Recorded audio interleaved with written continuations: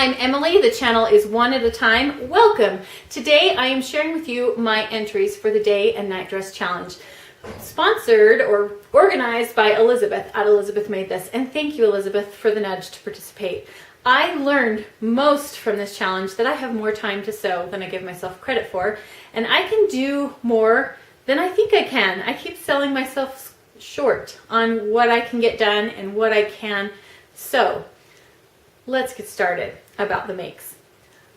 Elizabeth's theme was coffee and cocktails. I don't drink coffee and I don't drink alcohol either, but I understood from that what she was trying to convey was the style of dresses to be entered into the challenge. So I picked a pattern from my Make 9 list, a shift dress, Simplicity 0618, and I did view D. I went to JoAnn's to look for fabric and I found this crepe. It's from their BoHo line and it's their fall fabric. It was on sale and it spoke to me. I love it. It has a definite vertical line to the fabric, so it was important that I match up that center line on the center of the neck, and that went really well. When I went to pattern match the side seam and the zipper, after 2 hours I gave up. It was not working. I could not figure out how to get that to go, and after a certain point it just becomes like my brain could not wrap my head around it. So I just let that go. Now maybe there's a way to do it, but on that day my brain could not function to pattern match it. So I'm still pleased. It works well.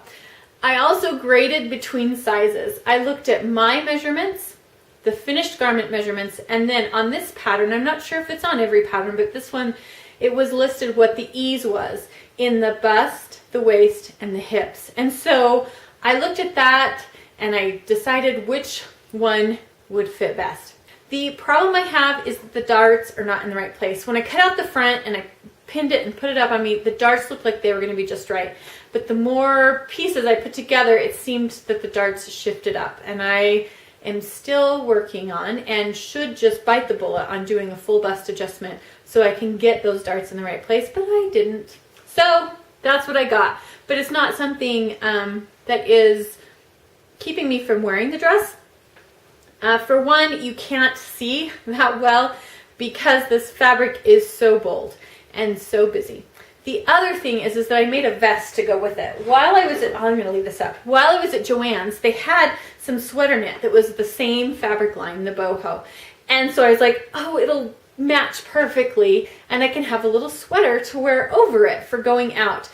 And they only had a yard, which I knew they didn't have much because you could definitely tell on the bolt there wasn't much there. But I went ahead and grabbed it anyway.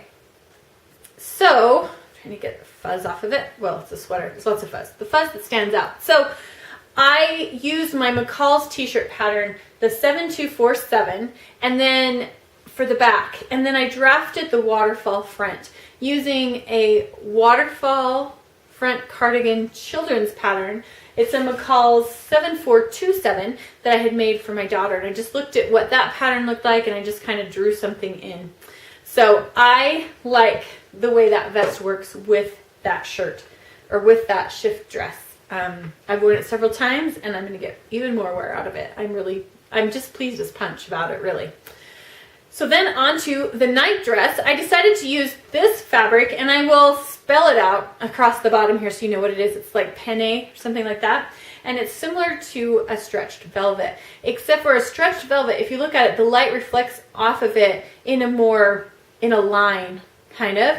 And this, the nap on it is varied, and so the shine from the light is a little different than it would be on a stretched velvet, which is good and what I'm going for.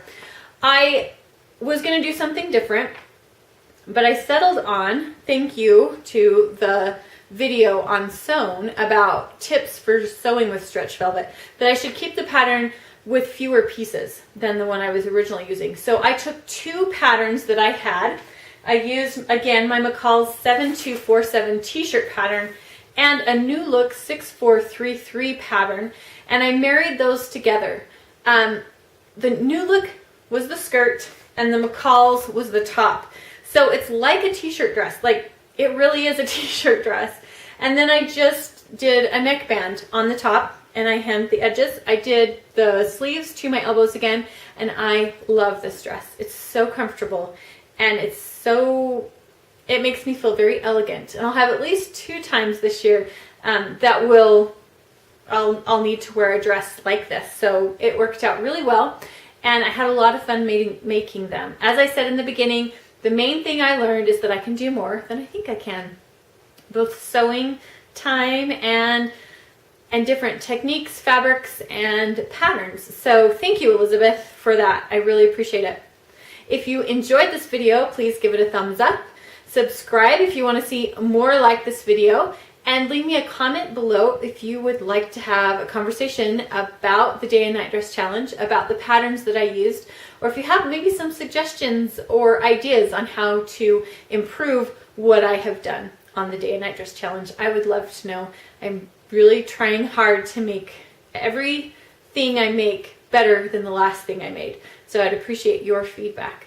Or just say hi. I'd love that too. If you've participated in the day and night dress challenge, if you have some makes that I can go and take a look at, I'd love to see those as well. You can follow me on Instagram at sew one at a time, SEW one at a time. Till next time, everybody, I hope you're sewing up a storm.